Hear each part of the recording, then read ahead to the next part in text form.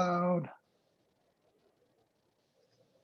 right, welcome listeners. It's good to have you join us on this sunny Tuesday something day. Thanks for tuning into this episode of the Unsecurity Podcast. This is episode 140. The date is July 20th, 2021. Joining me is my good friend, Brad Nye. Hey, Brad. Hey, Evan. It's good to see you have a picture of what's actually happening outdoors right now. It's I know, hot. Right? Well, I'm wearing a tank top today and, working from home like you are.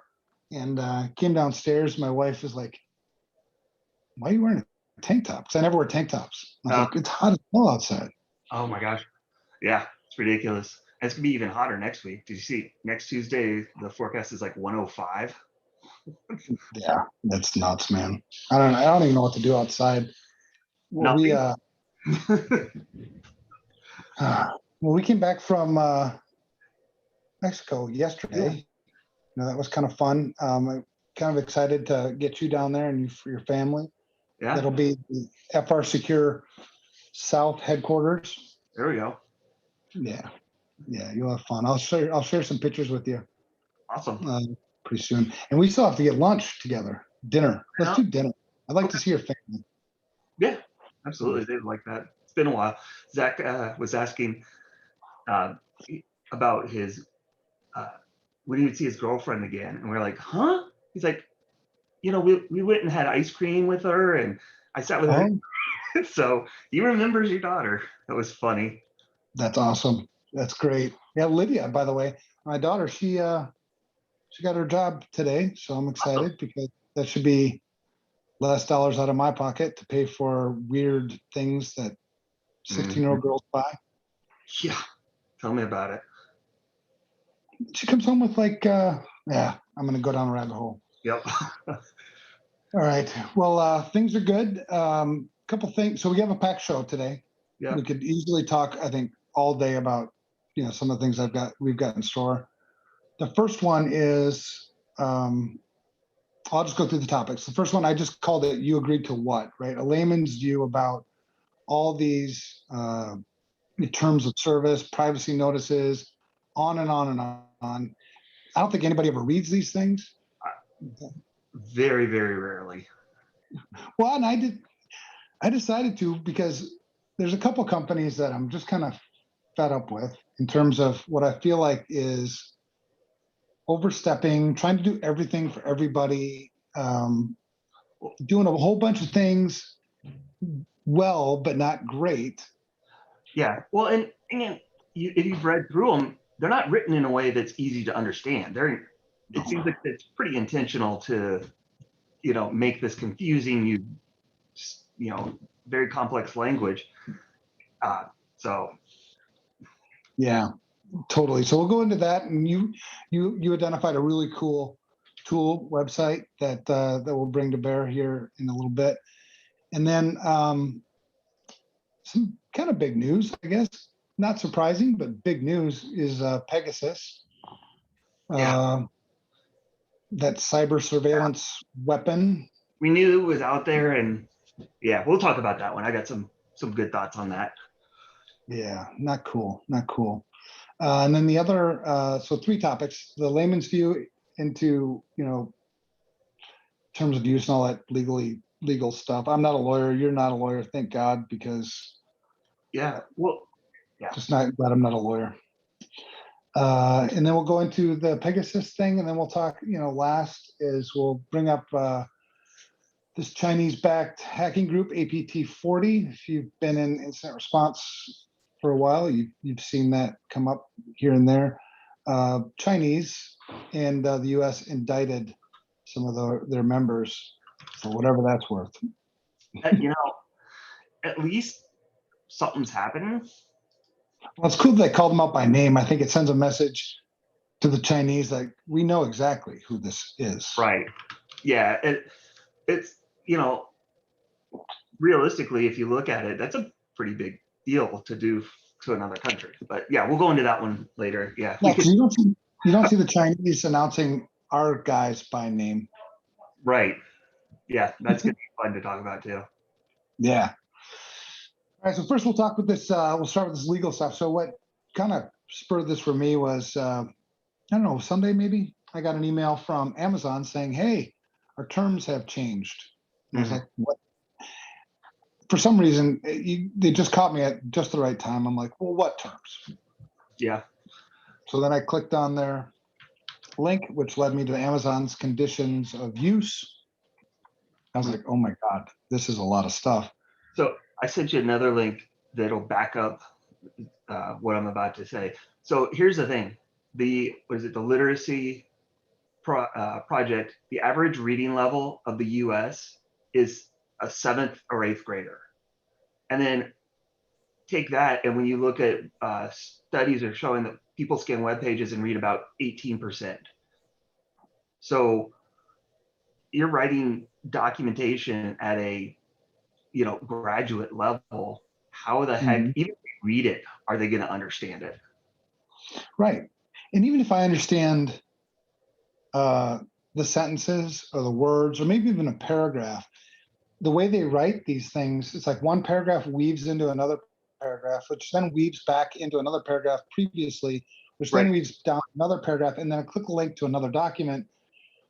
Right. I can understand what I'm reading. What I can't understand is all the links here, there, everywhere. I stated subsection 3, paragraph 4. Yeah. Wait, what? That was like, I'm on subsection 20. What the heck is going on? Well, exactly.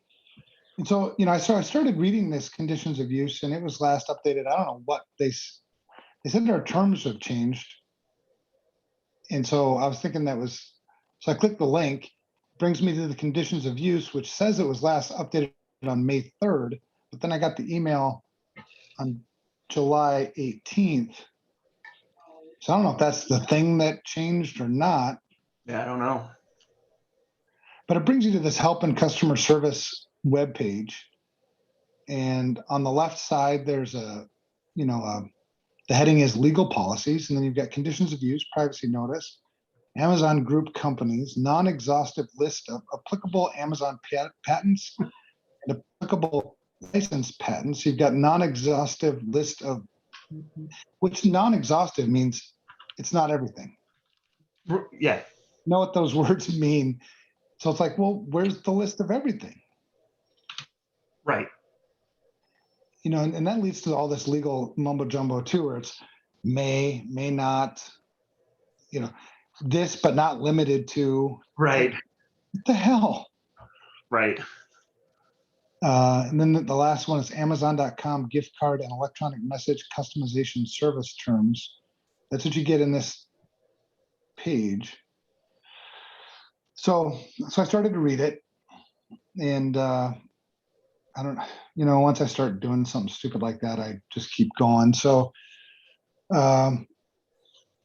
first, it starts off, welcome to Amazon.com. Amazon.com Services LLC and or its affiliates, Amazon in quotes, provide website features and other products and services to you when you visit or shop at Amazon.com. Use Amazon products or services, use Amazon applications for mobile, or use software provided by Amazon in conjunction or connection with any of the foregoing collectively Amazon services in quotes.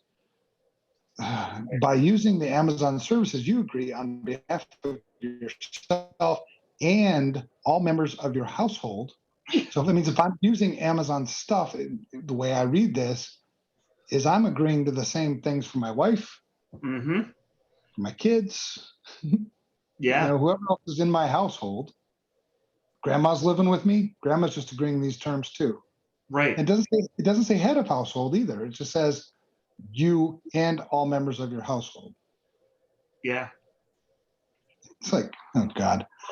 And the best, well, not the best, but the thing I like is at the end, or hidden in there, in addition to other limitations and exclusions, conditions of use, our total liability, whether in contract, warranty, tort, including negligence or otherwise, will not exceed the last membership fee you paid. So they're just saying, nah, you know what? We'll refund you your membership fee regardless of what we did to you. Right. Well, and so that's the opening paragraph of this conditions of use. And then in big bold writing, please read these conditions carefully. Gotcha. Yeah, I'm looking at the other site that we're going to talk about here in a second. It was down at the bottom. Oh yeah, yeah. I'm excited about that one because I think what I want to do first is just paint how confusing this stuff can be, and then what's a simple place where I can go as a consumer to break this down, and that's the link that we're going to talk about after we get through this. So it says, please read these conditions carefully. And then it's a whole bunch of blah, blah, blah, blah, blah. And then you've got headings of privacy, electronic communications, copyright, trademarks, patents, license and access, your account, reviews, comments, communications, and other content, intellectual property complaints, risk of loss, returns, refunds, and title, product descriptions, pricing, app permissions, sanctions and export policy, other businesses, and then you have the disclaimer of warranties and limitation of liability, disputes, applicable law, site policies, modification and severability, their address, which is a PO box, so not really an address. And then additional software, Amazon software terms, because we didn't fit it in somewhere else. And then how to serve a subpoena or other legal process. Okay, and then notice and procedure for making claims of intellectual property infringement. That's all in this one document. Yeah. And it doesn't get any easier, right? If you read the any of the stuff under any of these headings, man, it's a ton of crap. Yeah. So if you click on their non-exhaustive list of Amazon trademarks, look at that page. Is it? Let's see. Hang on. Where is that one? Okay, so if you go, see, this is exactly it, right? Right. On the conditions of use page, if you scroll down to trademarks, there's click here to see the non-exhaustive list of Amazon trademarks. All right, I'm on the wrong place. God, see, well, here I can show it on here. I'll show it. Yeah, because I'm not sure. You just want to be able to see my face, which is good. Nobody wants to see my face anyway. So let's go into here. Yeah, so real quick, I just threw their terms of service into readable.com, and it gives it a D with a read grade level of 12.5. I think you got to be bigger than 12.5. I know lots of high schoolers that would not understand any of this. I don't understand it. I'm 50 and I got education. That's just being able to read it, not understand it. That would be the difference there. Yeah, I suppose. Yeah, there you go. Read it. Yeah, I get the word. I see. I can pronounce the words. Can you see this now? Hang on. Nope. Correctly? I don't see it. No, it's probably because I'm not using Zoom's terms of condition correctly. No, I got to click start broadcast. That's why. All right, here we go. There you go. You're now sharing your screen. There you go. All right. You see? Oh, okay. Yep. So there's our conditions of use, and then right here, trademarks. Right. So you see the non-exhaustive list of Amazon trademarks.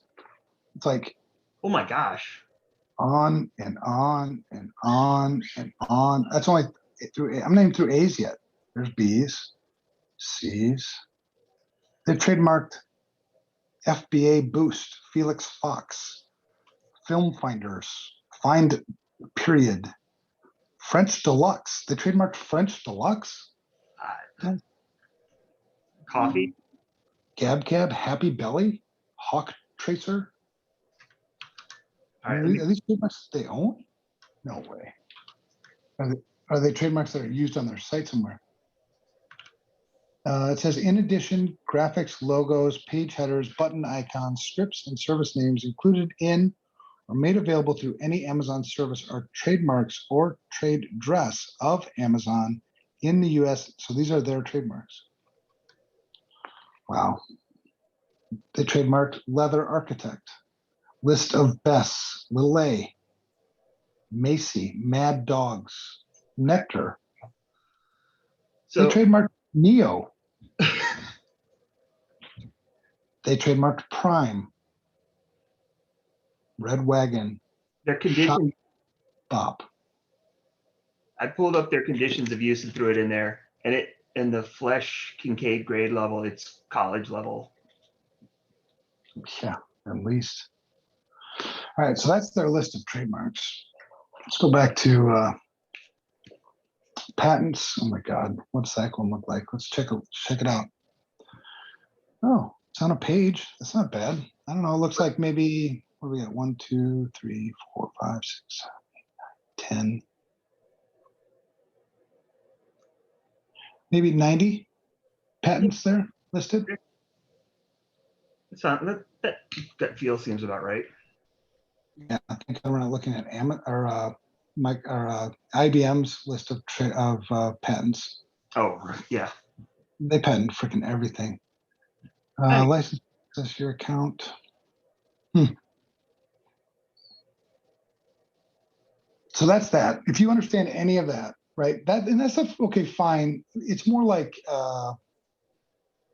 whatever, use stuff. This stuff doesn't really bother me that much. It's kind of baffling how big they actually are. Just not in, I mean, I know they're a huge company, but it's also like they must have a legal team the size of the population of South Dakota. Right.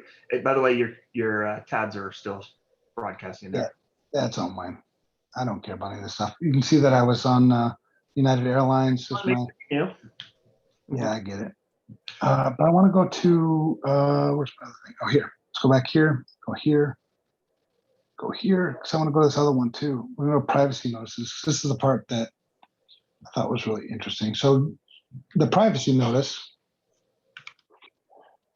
And this, I mean, if I were going to read any of these, I guess reading the conditions of use is sort of cool, I guess. But the privacy stuff, like what types of information do they collect about me? Where do they use it? Where do they get it? They don't go into any real detail. They just give you like general stuff. Yeah. And I think they're so big that who's going to fight them, right? The state of California says that you're in violation of CCPA in these sections or whatever. They'll never get through it. Right. You know what I mean? Yeah. Oh my gosh. Right. Yeah. Let's see. Oops. So what personal information about customers does Amazon collect? Well, they've got information you give us, automatic and this goes back. You remember when we did that podcast about just privacy? Do you have a right to privacy? Mm-hmm. And people debate, yeah, I have a right to privacy. It's like, okay, you may have it, but do you actually have it? Because saying you have it and legally, Right. have it right, are you, did somebody just take it from you? And you look at this stuff, in Amazon, and I can't imagine, if you looked at Amazon, you looked at Microsoft, you looked at Twitter, you looked at Facebook, you looked at LinkedIn, all these places where you're sharing your information, you realize you have no privacy. None. No. Yeah. Yeah. And same thing with their privacy notice, college level reading when, average is 7th or 8th grade, I think 12, 13, 14-year-olds. And so who would ever, do you think that let's say the FTC, do you think that they could force Amazon to write this in a way that the average, right? So even if you took the average reading level of Amazon customers, which, maybe it's 9th grade or 8th grade. Yeah. Yeah. How could you possibly hold them accountable to something that they don't understand? I agree. And honestly, we preach this with security policies as well. You read some of those and it's the exact same thing. It's a college level document. And how are people going to understand it? And I'll have to double check. But we made our acceptable use template at I think it was 9th or 10th grade. And What's the site you're referring to? If our listeners wanted to take their own policies and run them through, is there a site that you're? Yeah, you can do. Let me see. I'll throw it in the chat and you can include it in the notes. Okay. Readabilityformulas.com, and then you can drop it in there, and it shows all the different reading ease score and then all the different versions of how to read. Okay. Good. Yeah, because I think that's really important. Like, because if I am writing a policy, it's not that, and the way I've always used policies in my own work is I don't expect anybody to ever read them. But what I do expect is people to reference them. They're reference documents, right? Mhm. And so if Amazon was going the same way about this policy stuff, it's obvious that they're not, maybe they're writing it as a reference document because they do have headings, you know, and I can find stuff, but yeah, I don't know if people understand what they're actually seeing here. Well, and there's a huge difference in these terms of service and a security policy, because with a security policy, you still have a resource to go to explain it, right? That there should be somebody who understands it. So if you look at it and don't understand it, you have a resource. Amazon, you're just agreeing to it with no way of understanding it. Right. And what about like say Microsoft or Amazon, you know, they're almost so big that you can't avoid not using them. Right. Yeah. There's no way I can not use a Microsoft product somewhere in my life. Mm-hmm. Apple is so you're almost way. Yeah, you're almost forcing me. I mean, you are forcing me. I have no option. Mm-hmm. I must accept this, which whatever you put in here, I don't know. And I guess you would let the lawyers fight it out. I mean, if you have an opposing counsel that wants to stand up to the team of Amazon, or hell, I should go back and see if, you know, because Amazon does have their list of group of companies. I wonder if they have a group that's called Amazon. No, they don't. They don't have their subsidiaries listed. If they did, I wonder if there's like an Amazon Legal Incorporated. They've got their own, you know, law firm. Yeah. I don't know. So anyway, in their private, what's that? It's a subsidiary that doesn't actually have any stuff they lose, that it doesn't hurt the company profits. Man, yeah. I mean, they're so insulated from anything that you and I could ever do. I mean, you're powerless as a consumer, I think, unless you can somehow lobby, you know, a government entity to stand up to them. But Amazon's got lobbyists. Right. Yeah. So it's you against the lobbyists. Yeah, forget about it. And it's not just Amazon. We're picking on Amazon right now because this is the email I got. But I think the same thing would apply to just about any large tech company today. I would say, yeah, anything that you click the terms of service that you have to agree to, I would assume that this is the case. Yep. And you're probably going to be safe. One of the few times you can safely assume something. Yeah. So the information that Amazon, what personal information about customers does Amazon collect? 3 types. Information you give us, willingly or unwillingly, or knowingly or unknowingly. Automatic information, which is stuff they get from their third parties and interaction with their stuff and things. And then, well, actually, automatic information is like their cookie stuff, like when they track you on where you're going, how you're using their products. Everywhere. Yeah. And then information from other sources. So that's where they get the information. For what purposes?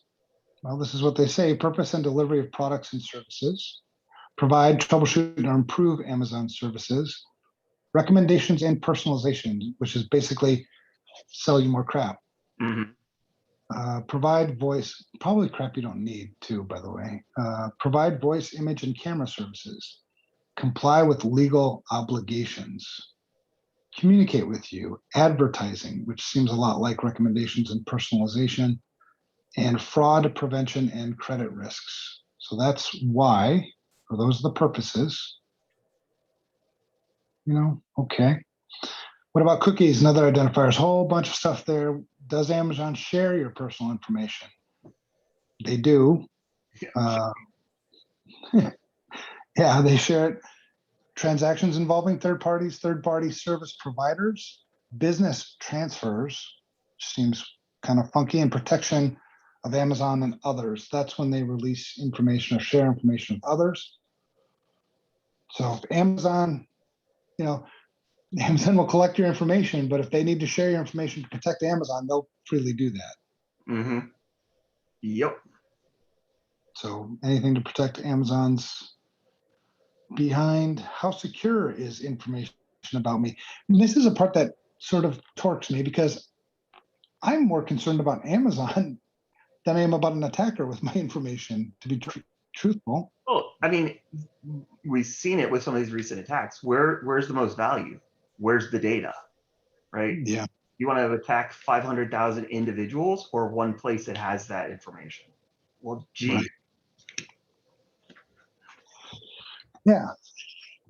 So we protect it. So this is what they say. We work to protect the security of your personal information during transmission by using encryption protocols and software.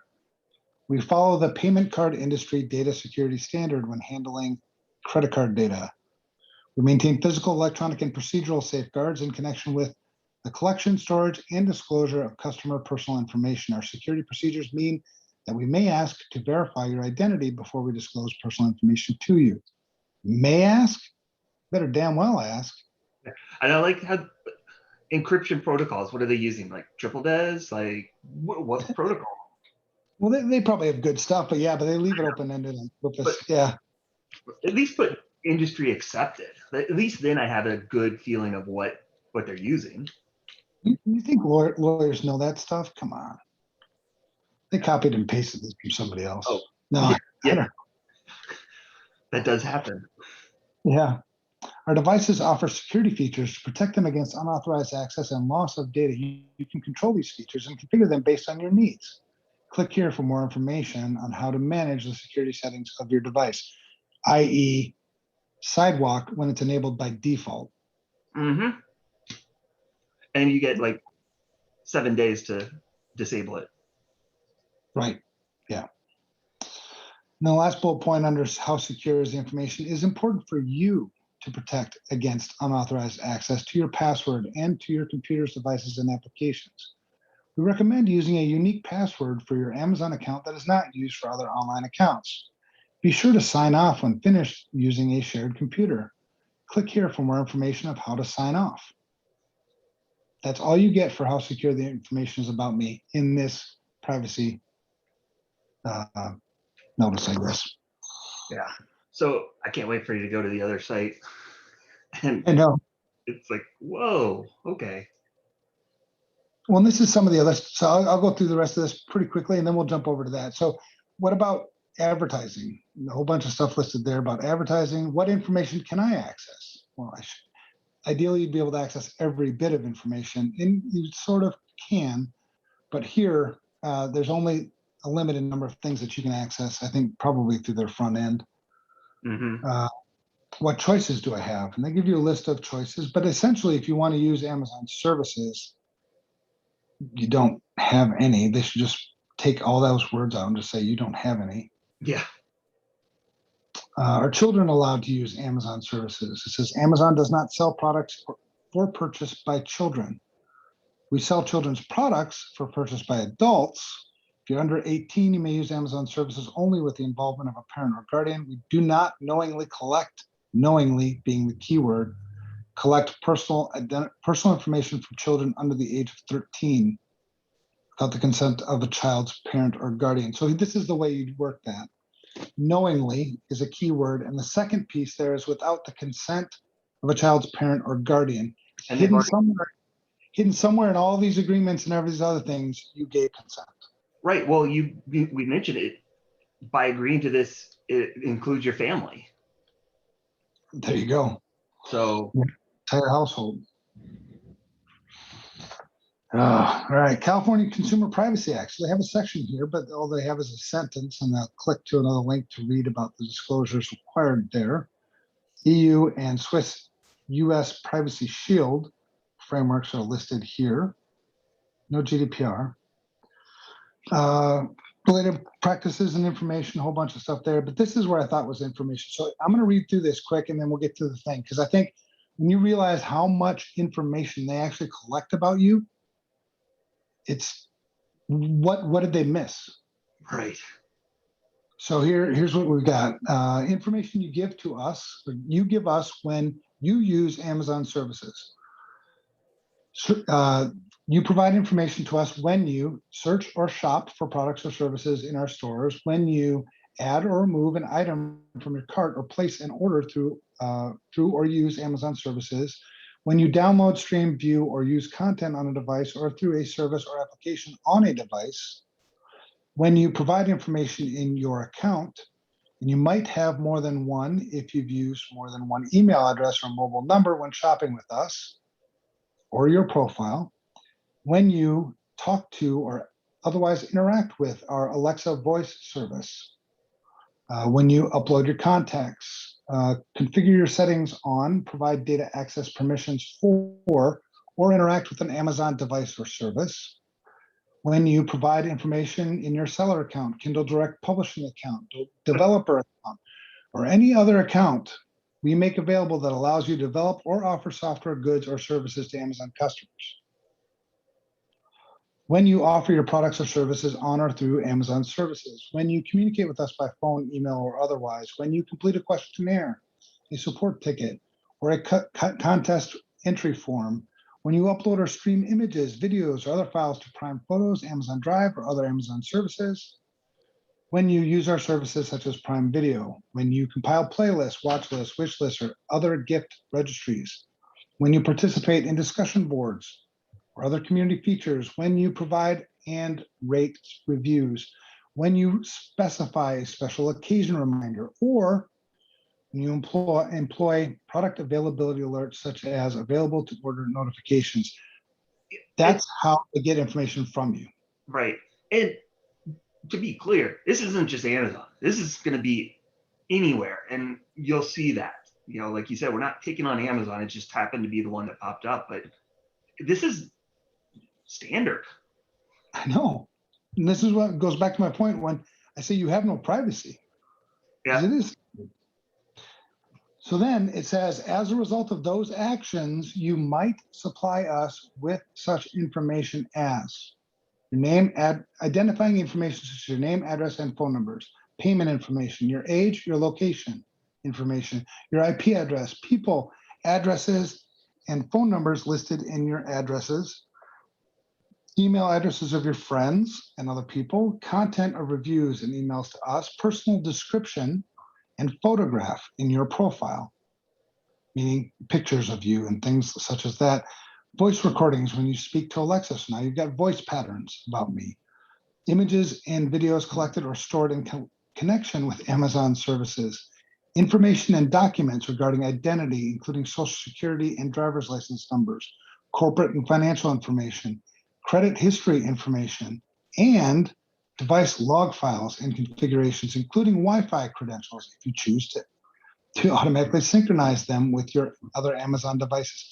So that is the information Amazon has about you, potentially. What did you miss? DNA, is that in there yet? Yep. What did they collect? Yes, exactly. So they haven't gotten my DNA yet, but trust me, they're working on it. And automatic information. So this is examples. So that's just information you gave them, right? Or they view as you giving them. Information that they collect and analyze automatically, meaning using their things where they get it.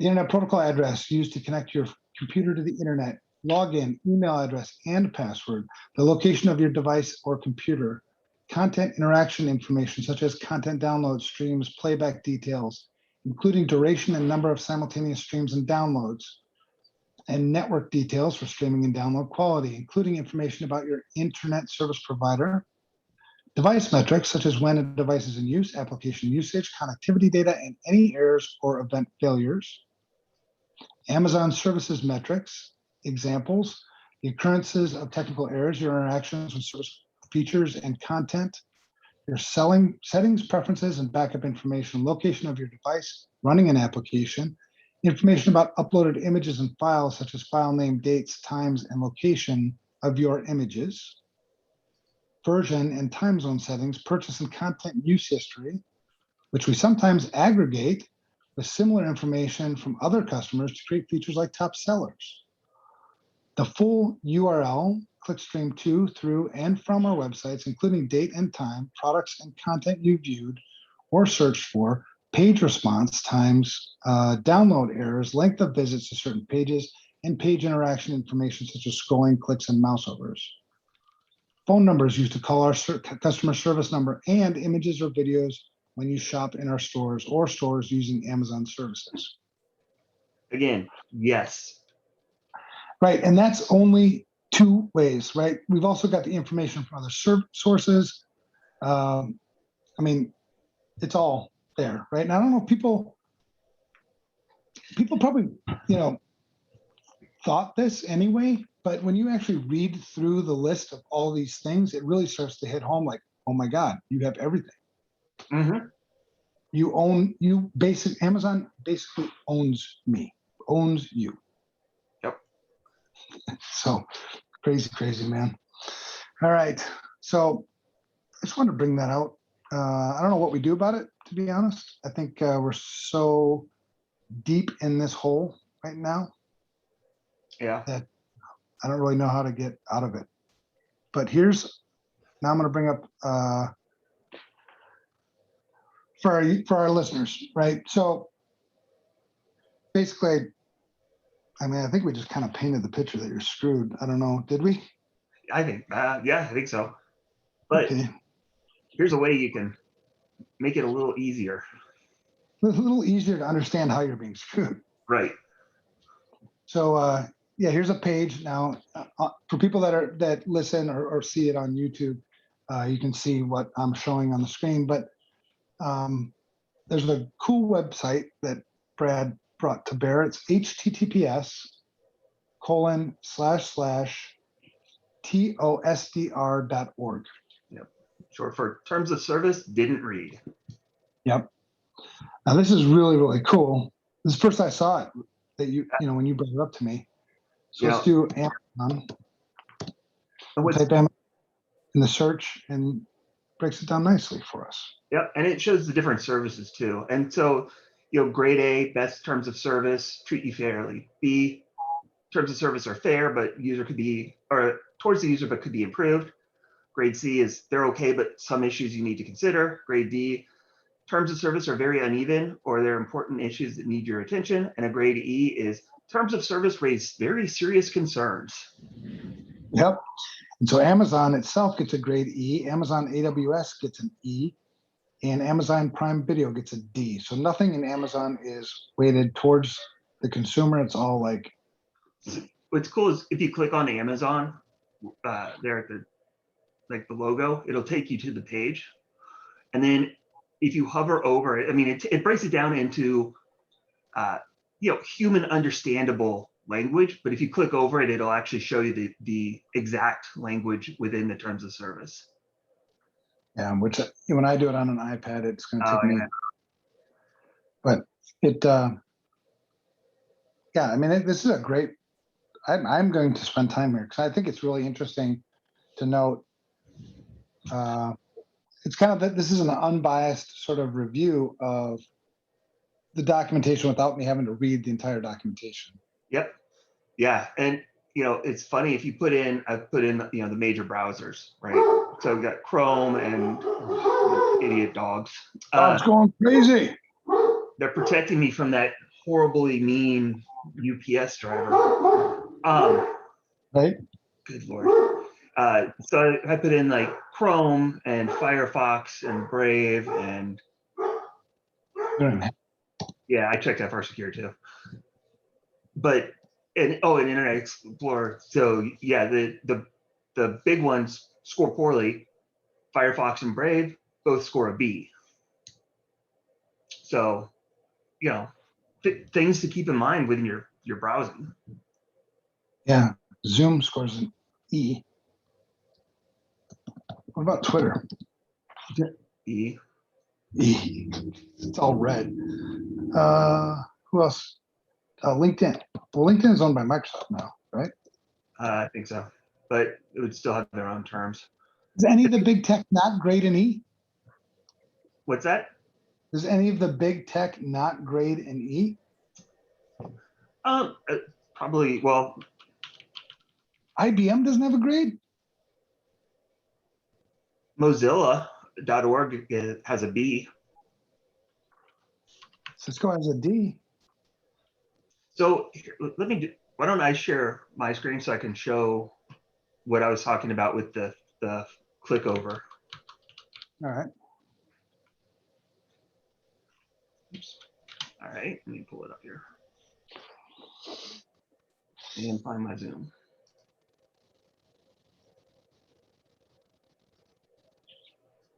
So here we go. So when you look at it, stores your data whether you have an account or not. And so you hover over it and it actually shows and explains exactly what they're doing. Deleted content, not really deleted. Nice. They appear and they are not, browse. You can review off Facebook activities, but Facebook can view your browser history. Yeah. Oh, yeah. But your identity is used in ads that are shown to other users. So anyway, this place's terms of service didn't read. Yeah. And really, I love their mission or their quote at the top. I've read and agreed to the terms, in quotes. Is the biggest lie on the web. Yeah. We aim to fix that. It's here. So it lays out differently on my screen than your iPad did, but if you look, there are a couple here. Wikipedia gets a B, that's pretty good. DuckDuckGo, it's an A, that's fantastic. Start Page is a B, and that's about it. Everything else is pretty much an E. Pinterest, PayPal, Blizzard, Khan Academy, which surprised me. They even have Pornhub on here. Yeah, YouTube talking, Reddit, so if nothing else, maybe it's a good idea to kind of understand what services you're using and then what services are out there. What are the options? And find ones that work. Like I said, I use either DuckDuckGo or Start Page, and then Firefox or Brave. Now, does that, at the end of the day, does it matter if they're doing all this other stuff? Maybe, maybe not. But do what you can. When there's so much, and I think a lot of people don't realize how much power there is in information. Oh, that's where they make their money. How much money? Yeah, but it's I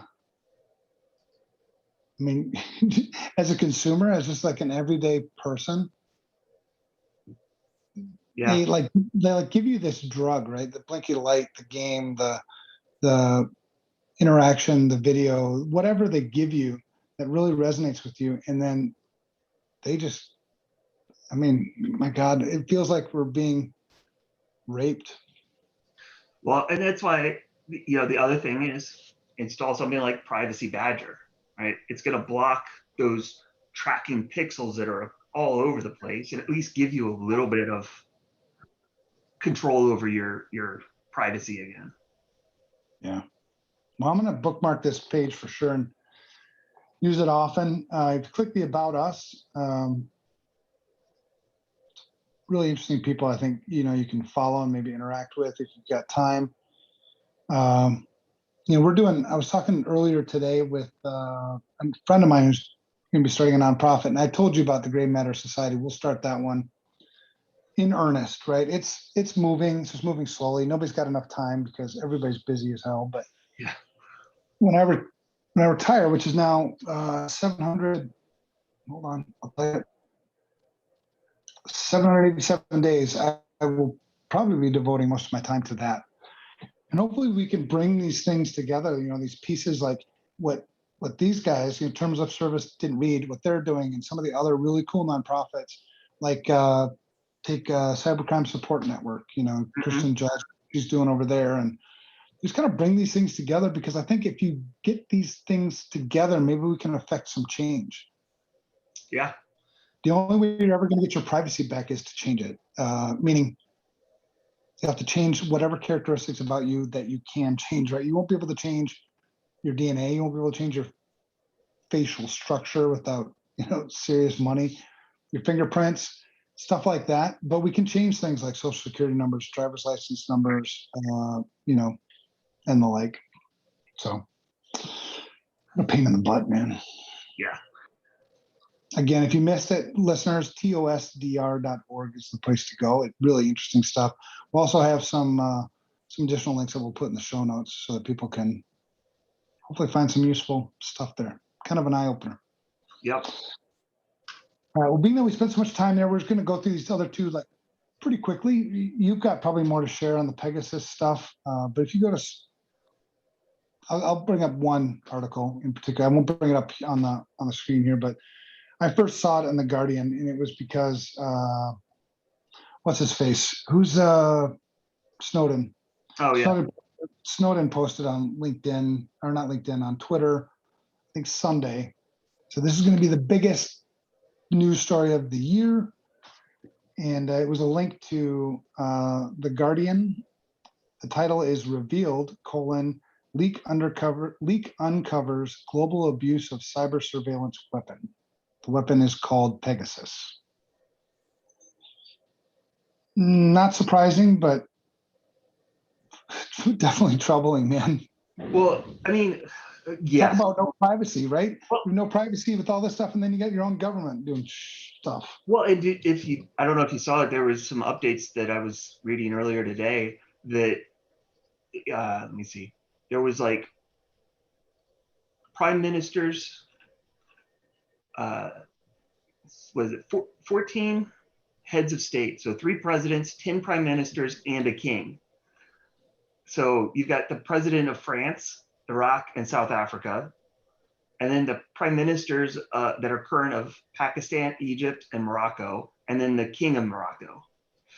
And I mean, if you that Guardian article has a thing about the freelance Mexican reporter Cecilio Pineda Berto. I apologize if I botched that, but that's terrifying. Good, right?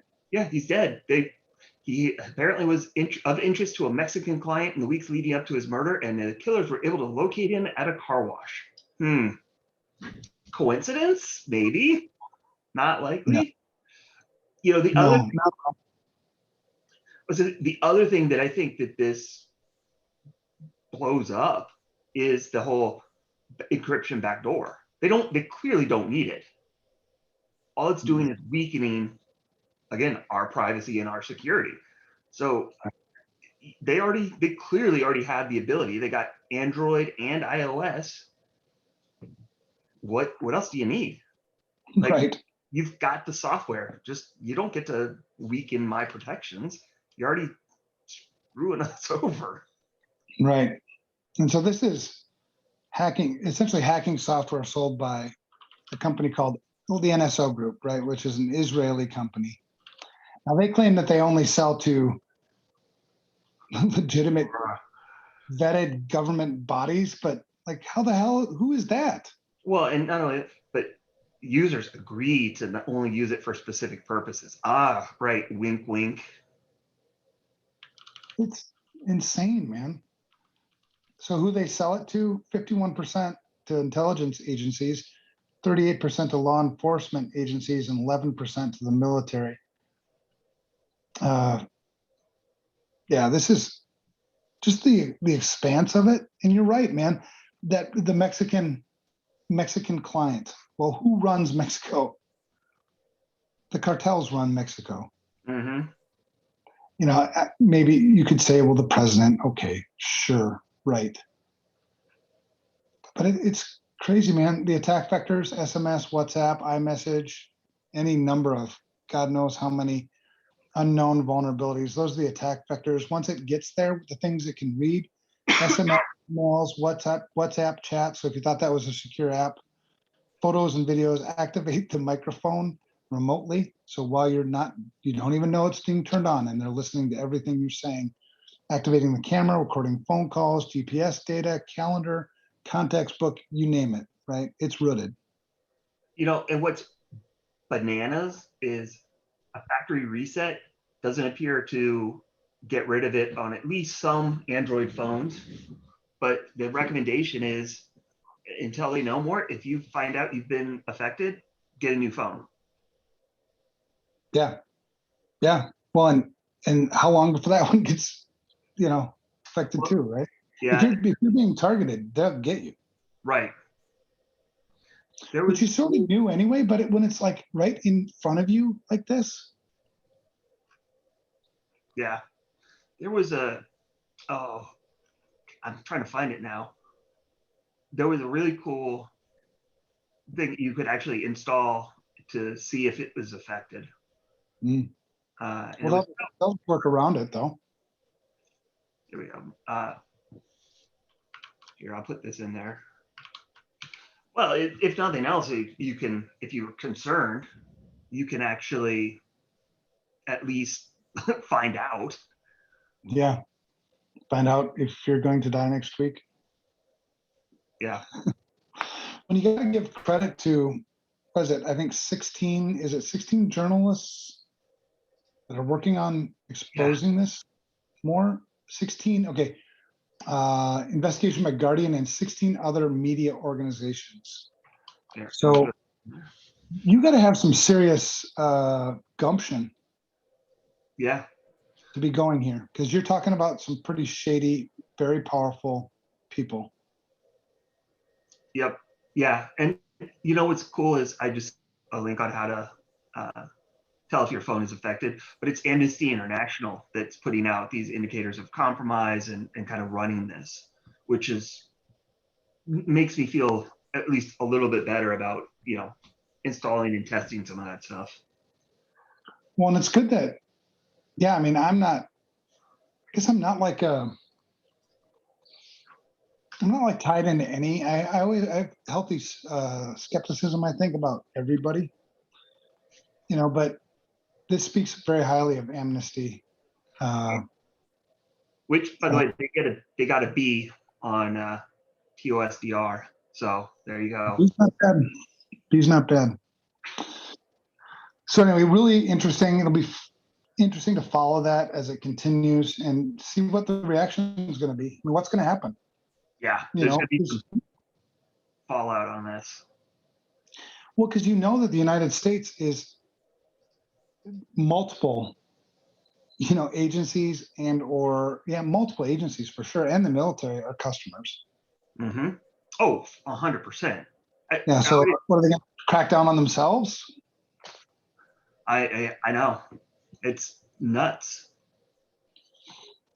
So that's going to be, it'll be a movie for sure, and some other things. But it's sad too that, and the only way to really protect yourself, get rid of all your tech, and even then, whatever. But because you can't really get away from tech anywhere. No. Can't get away from it at home. I can't get away from it on the streets. There's camera surveillance everywhere. There's God knows how many electronic signals doing what. When I set up just a simple the wireless.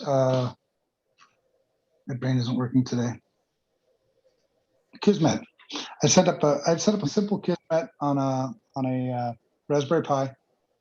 I live in a small town, Main Street. I caught like 30,000 signals within like a week. Just different communications going on, whether it be beaconing or what have you. It's crazy. All right, so that's that. Keep a lookout for that. We could cover that for days, but that's interesting. The last one, then we'll wrap this thing up. U.S. indicts members of the Chinese-backed hacking group APT40. I quoted that one from bleepingcomputer.com, but it's all over the news. Essentially, we've indicted some hackers from China. Well, they're Chinese. Everything in China is Chinese government. So if you think that there's a private company or private entity in China, no. Nope. And I'm not going to say their names, but interesting pictures. They don't have a picture of Cheng Guing Min. They don't have a picture of him, but they have Ding Xiaoyang and Wu Shirong and Zhu Yinmin. Yeah, what I think is Good looking folks. so big about this is the fact that they named them, right? Like, this is definitely an escalation in cybersecurity. Yeah, for sure. And yeah, because I don't recall. I'm sure nothing off the top of my head resonates when China has called out a U.S. analyst by name like this. Not aware of it. But they may do things, they do things, quite a bit different. Yeah, it'd be interesting to see what comes of that too. Now, I wonder if China, you talk about the customers of, the NSO group. I wonder if China is also a customer. Yeah, I'm sure. Well, but NSO is an Israeli company. Do you think? Yeah, because I would think that enemies of Israel because anything that comes out of Israel too is pretty tightly controlled. Yeah, it'll be interesting because the Guardian is going to, they said if you read it, that they're going to start linking and naming the people, and they've started naming some of them. So and it shows who the country of interest was. So that'll be fun. That will be fun. All right, well, good stuff. Show notes aren't out yet, but I'll get them. Hopefully, I can't do it tonight because I have 2 talks to give tomorrow that I haven't even started yet. Yeah, but we'll post the show notes here fairly soon. evanfrancine.com. It'll be episode 140 show notes when I get those things finally posted. But we'll outline, or we'll have all the links to the things that we talked about in today's show. And if you have things that you'd like to add, like if you found a good resource that you think other people would benefit from related to any of the stuff we talked about, today in today's show, send it our way. 100%. Shout out for you, Brad. I'm gonna give a shout out to Zach just because he's been going through some stuff, and he's still, man, he makes me smile. Just such a great attitude. It's nice to, makes you feel better as a parent. That's cool. That's cool. I'm going to this is a person who's never going to listen to the podcast probably, but I'm going to give a shout out to Rudy. Rudy was our house manager down in Mexico this week. And we had a really good conversation. I'm one of those guys where I like to know everybody, there's not like this, I'm better than you thing. So getting to know Rudy was a lot of fun this week. He's a hell of a worker, works 2 jobs.